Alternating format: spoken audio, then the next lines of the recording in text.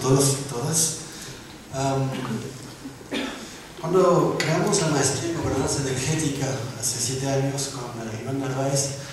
teníamos exactamente la misma inquietud que Miguel ahorita, frente a la necesidad de encontrar un camino para salir de la dependencia extrema que tenemos en el Ecuador, pero también en otros países, hacia el petróleo. Nos hubiera gustado, de hecho, tener una tesis de maestría de esta calidad, y bueno, a lo mejor será un buen pretexto para invitar a Miguel a hacer una conferencia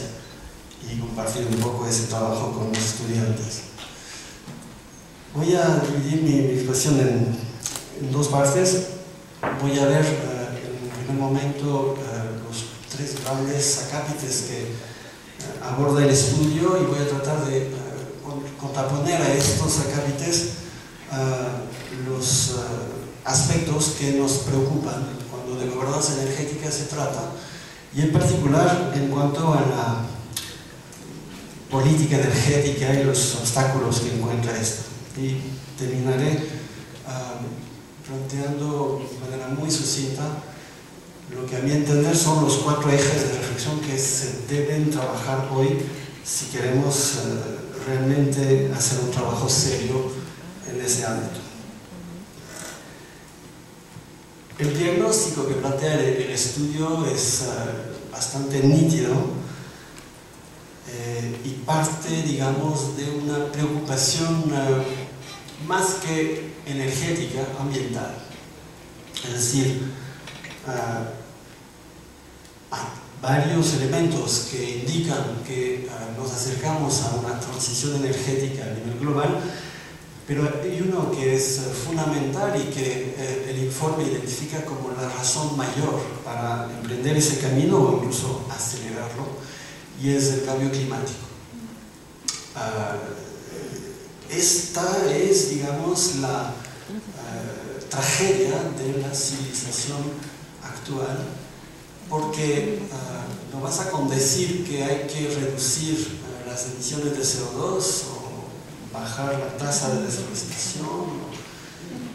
bajar nuestra dependencia a los hidrocarburos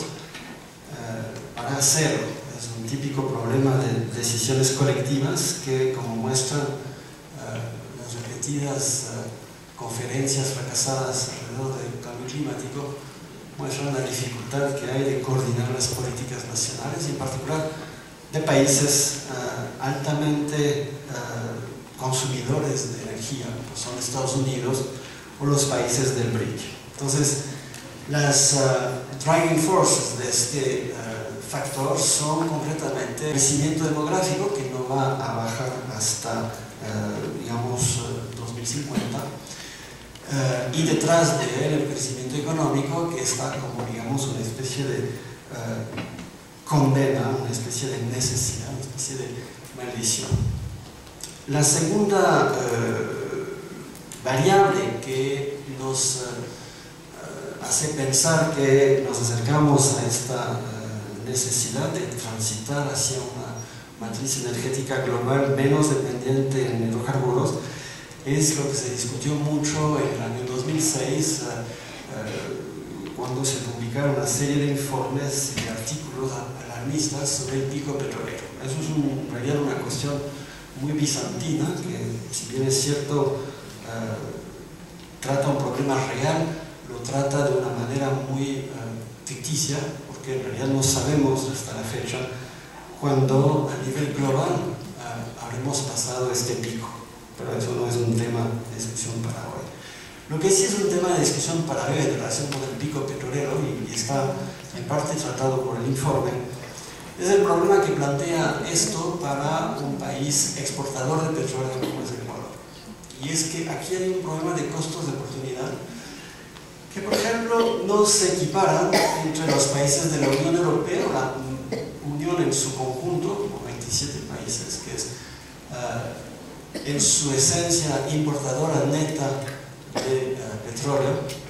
y para los países de la OPEP, que son por definición exportadores de petróleo. Y es que a medida que nos acercamos al pico petrolero, el precio del petróleo incrementa porque incrementa las ganancias y las bonanzas petroleras para nosotros y el costo de la factura energética para los importadores, lo cual para estos países acelera la transición energética y es, de hecho, en sustancia, el contenido del libro verde que publicó la Unión Europea hace unos 5 o 6 años, y es lo que nos aleja de la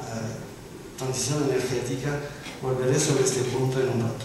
Y el tercer aspecto, bueno, lo que ya se ha abordado un poco a través de nuestro funcionario del Ministerio de Energías Renovables y Electricidad, es el problema de la seguridad energética, entonces lo voy a dejar de lado por el momento. El segundo punto del informe se preocupa más por, digamos, las apuestas para el Ecuador de una transición energética y parte de un análisis bastante profundo, bastante rico de la balanza energética. Yo prefiero hablar de balanza energética, los especialistas me van a perdonar, pero creo que es interesante subrayar a las personas que nos escuchan que una matriz energética no es nada más que una serie de variables que nos dicen qué se consume y qué se produce, quién consume y quién produce. Cuando hablamos de matriz energética, en realidad de lo que estamos hablando es de un encuentro entre una oferta de fuentes distintas de energía y una demanda por distintos sectores de esas fuentes. Y eso creo que es precisamente el problema que plantea esta necesidad de transición energética. El segundo aspecto, en relación con las apuestas para el Ecuador, son uno de los componentes de la matriz, es decir, la evolución del consumo energético. Y al respecto nosotros tenemos un problema mayor, y es que desde concretamente 10 años, 11 años ahora, estamos evolucionando en una dirección opuesta a el consumo mundial, pero además a una buena proporción de los países latinoamericanos. Entre estos, por ejemplo, los países cercanos de la región andina, que son Perú y Colombia. Y es que no solo dependemos en 80 y pico de porcientos, este año debemos estar en 82, 83% de hidrocarburos, pero en realidad esos hidrocarburos son petróleo, lo que no es el caso de los países que